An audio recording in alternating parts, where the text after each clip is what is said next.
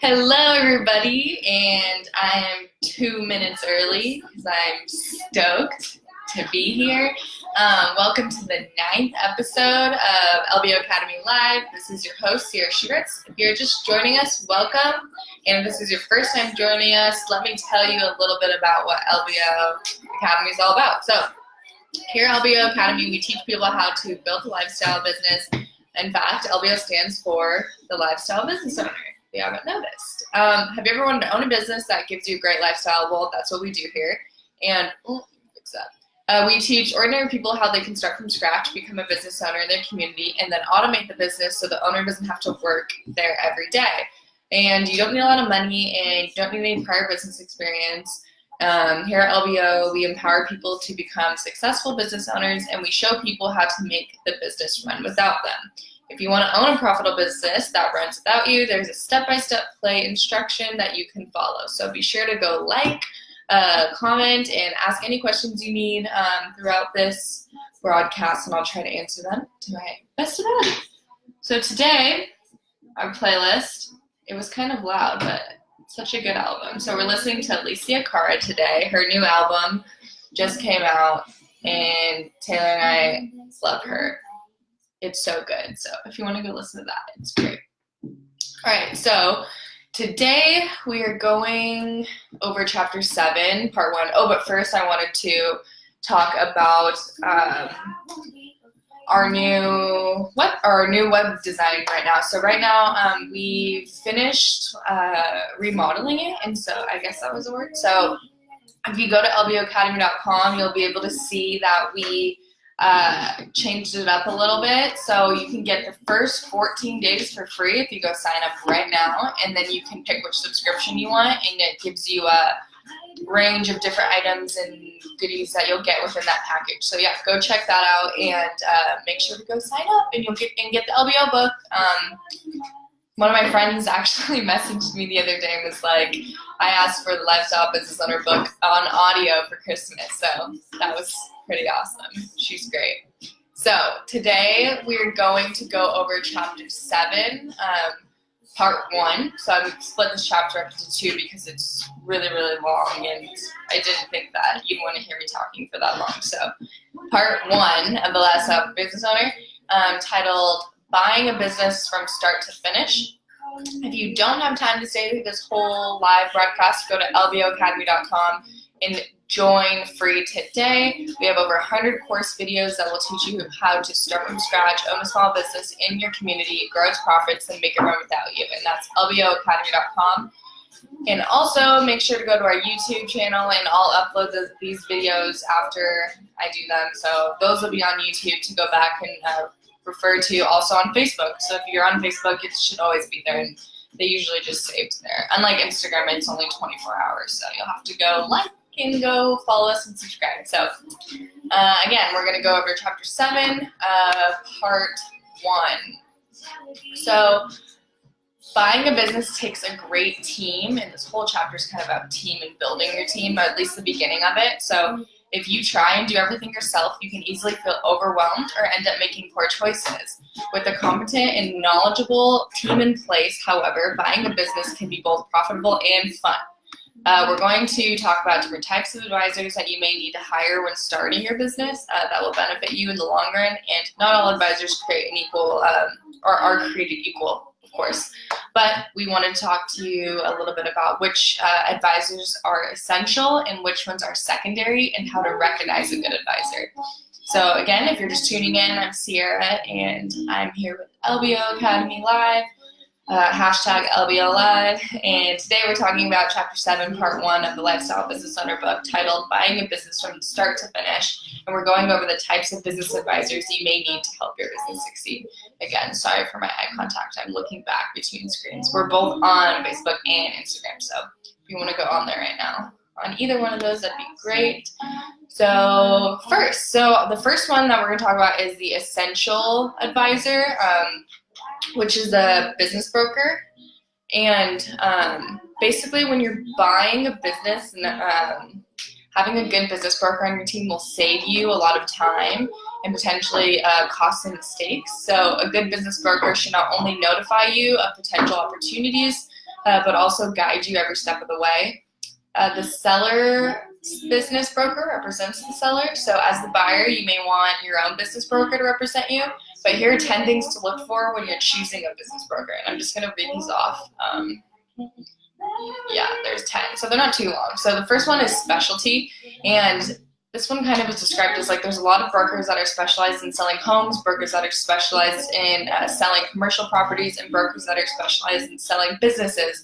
So as a business buyer, you don't want a broker who mainly sells houses or commercial properties. So yeah, you want to figure out if your broker specializes in selling businesses, and I think that's the whole focus of that, of specialty. What are they specialized in? Hey mom, welcome. She said, hey pumpkin pie, classic. Taylor's right here next to me. He's making, I would show you, but then I'd have to really read everything.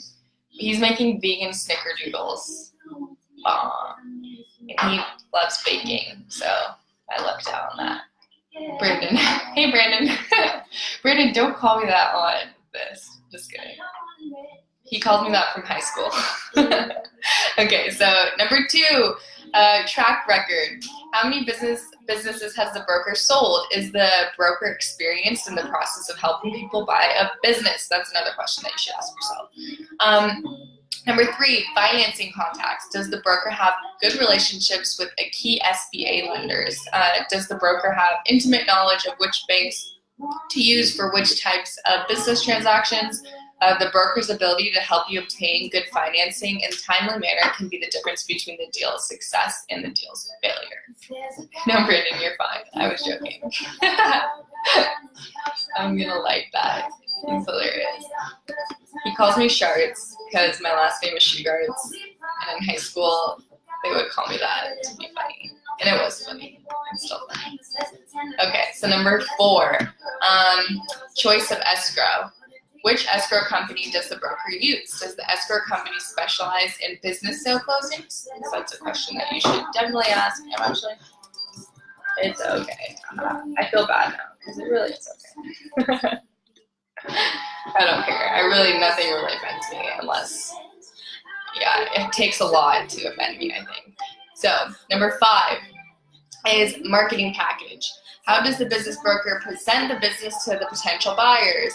Is the broker organized in getting the information you need to manage to make a purchase decision? The marketing packages prepared by the business brokerage can sometimes be several hundred pages long, giving potential buyers extensive information to make an informed purchase decision. So I remember my parents talking one time, and Aaron was like showing me this really long book, and maybe it wasn't I don't know what it was. It was like a folder or something, and he was showing me this. He was like, yeah, like this is what I use when I'm trying to sell businesses. Like I have to create a portfolio and put all the quotes in and stuff. And yeah, so he does all that, and that's kind of why people like coming back to him, because he's very organized and very, I don't know, he gets his shit done. So number 6, confidentiality. What actions does the broker take to ensure that confidentiality is maintained? The failure to maintain confidentiality of the sale can cause the deal to fall apart. Employees should not find out that the business is for sale until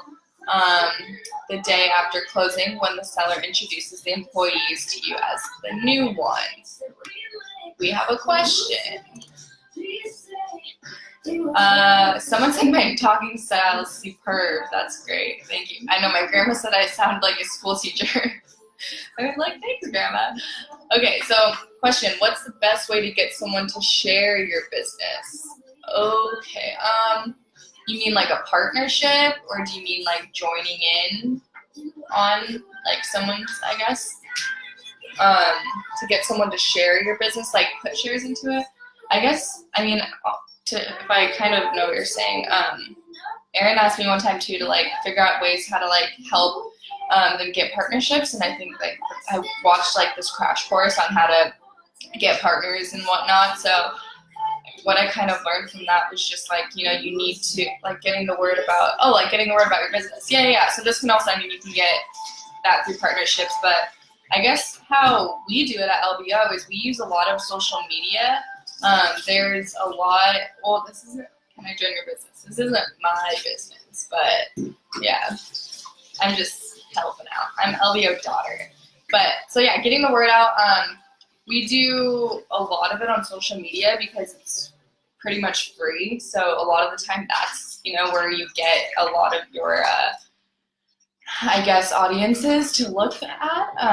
And it depends too on like the demographic of who your business is selling to and the audience, because like, if you're selling to, if you have like a clothing business or makeup business and you're trying to sell to like teenagers, then, Instagram would be huge because kids are always on Instagram, trying to sell or trying to buy things from online stores and whatnot. So there's also different ways too in the book that there's a chapter that talks about that. So if you want more information on that, I will try to talk about that next episode, and I'll get a little more and I'll ask Erin about it. But also too, you should go get the book, and you'll for sure know and learn more about that. So again, we're talking about Chapter 7, Part 1 of Lifestyle Business Owner book, titled Buying a Business from Start to Finish. And we're going over business advisors you may need to help your business succeed. And I'm on number 7, which is minimizing liability. So what actions does the broker take to minimize any potential liability? And that's something you should just be asking yourself, I guess, when you're trying to choose what advisor. So number 8, minimizing tax obligations. So does the broker understand the tax implications of purchase price allocations for both seller and buyer? Is the broker proactive in working for your CPA to help you minimize your tax obligations? Again, just straightforward questions that you kind of need to talk about, or not talk about, think about.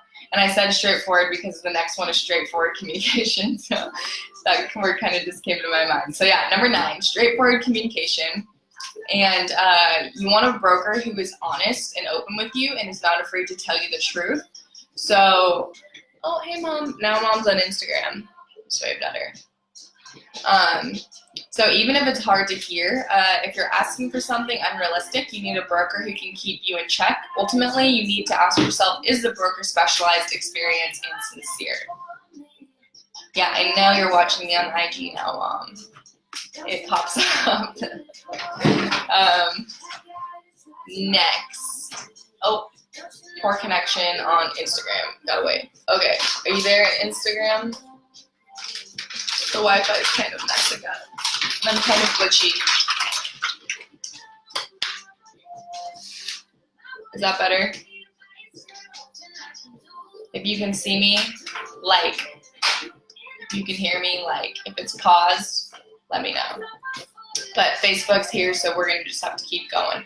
Okay, number 10, business ownership experience. Working with a business broker who has personally bought businesses before and has made those businesses successful is recommended over working with a business broker who is a mere salesperson. You want a successful entrepreneur advising you on a good business to purchase, not a mere salesperson who is looking to earn a commission. So it's important that you're hiring people who actually care about what you're doing and not just somebody who's trying to get $1 off of it, because it all comes full circle.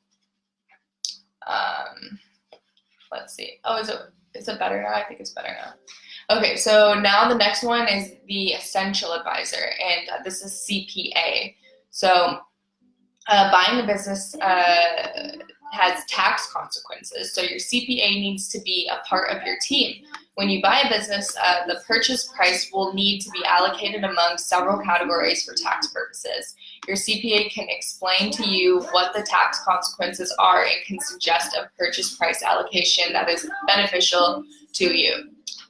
As that was a tongue twister, a lot of big words. As a business buyer, you will most likely not want to buy the business in your personal name, because doing so kind of exposes you personally to all the potential business liability.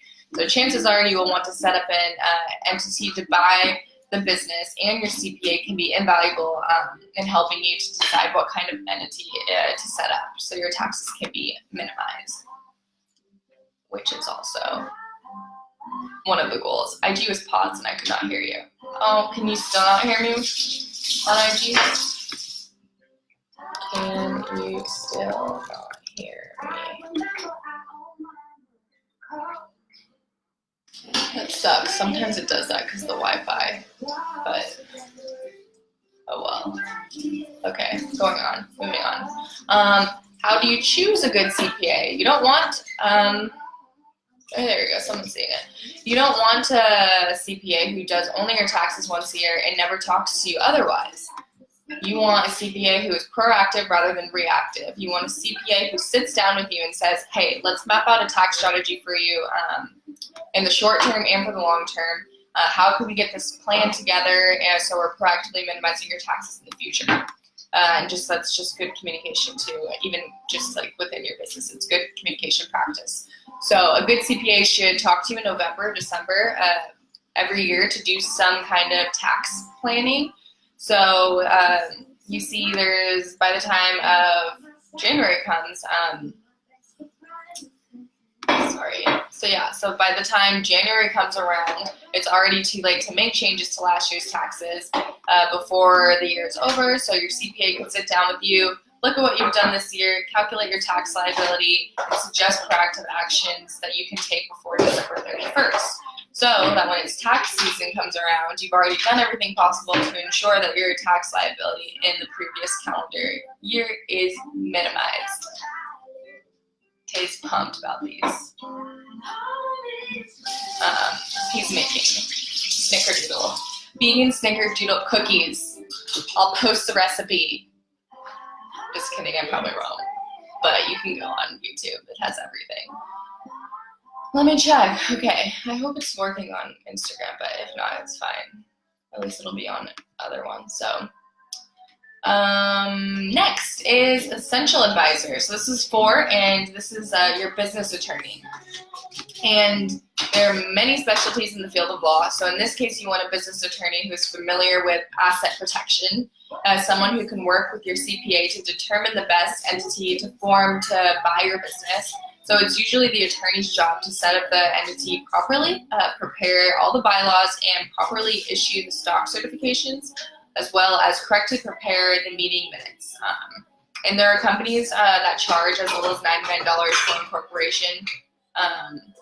But oh no, now it's really not working. But I would not recommend them because you get what you pay for. So no, not doing everything properly can lead you to your corporate veil being pierced effectively.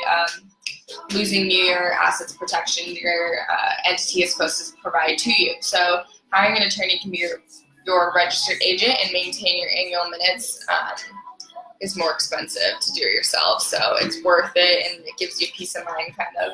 And I'm going to share this and then go back and do another live. My phone is so hot. Okay.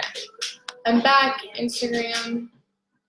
Can you see me? Okay, I'm back on Instagram now, so hopefully that works.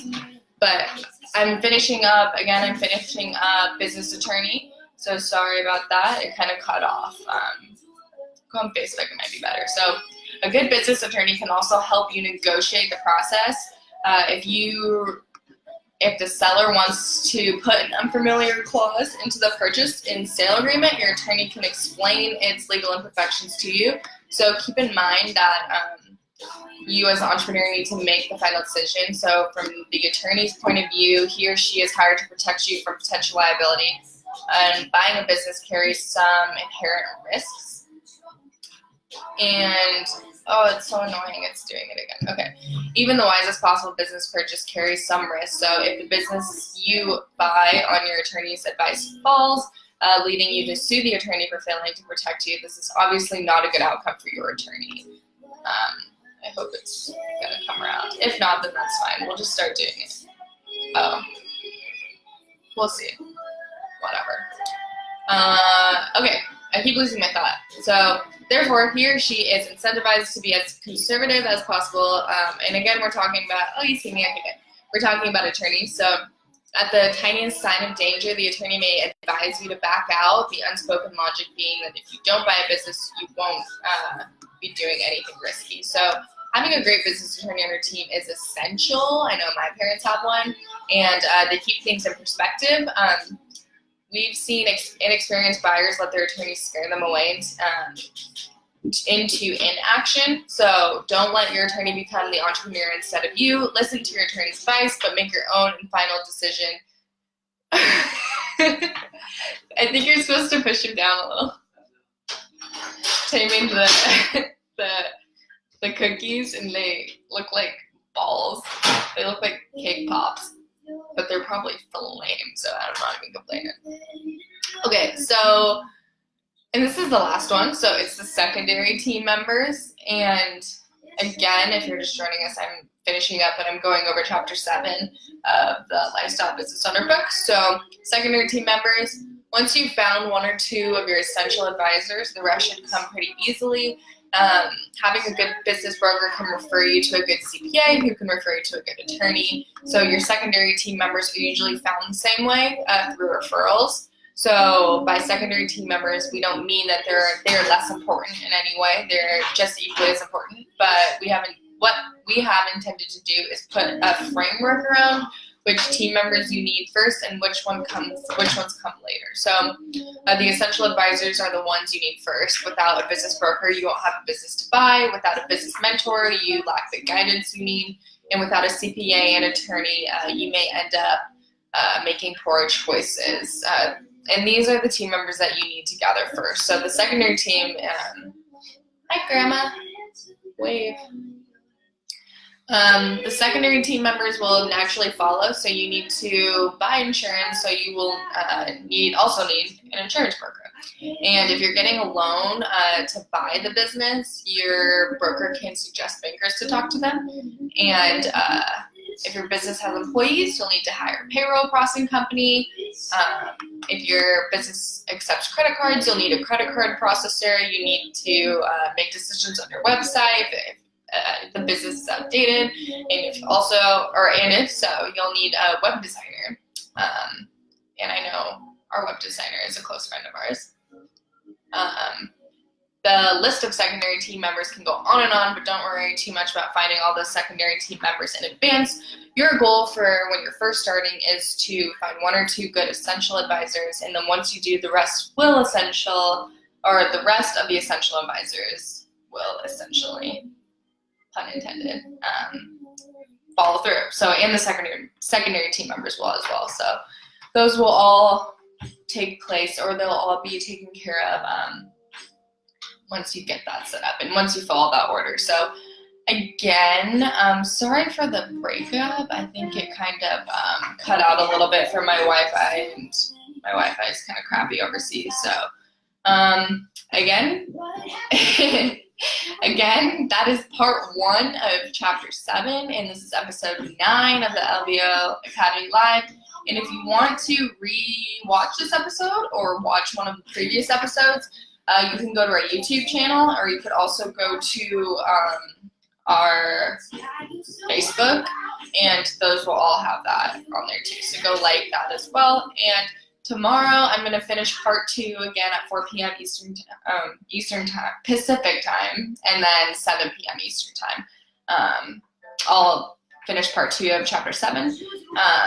And if you missed any part of this episode, and that will include the business buying process. So that's a really important one too, and that kind of completes the whole start to finish that we're kind of trying to talk about here. So again, if you missed any part of this broadcast, be sure to subscribe to our YouTube channel so you can get a replay of this entire episode. And if you're just joining us on Facebook, be sure to like our Facebook page. My name's Sierra, and I was happy to be here today. And today we talked about chapter 7. So make sure that you tune in tomorrow, and we'll go over part 2 of that. And also be sure to check out our webpage and make sure you go and sign up. It's free, you guys. So it's super cool. You can go in and you can pick out which subscription line you want, and it's free for your first 14 days, and then you can cancel anytime, and it's paying bi-monthly. So that's a new system that we're kind of trying to try out right now, and we hope you like it. So have a great rest of the evening, and tune back in tomorrow. Goodbye.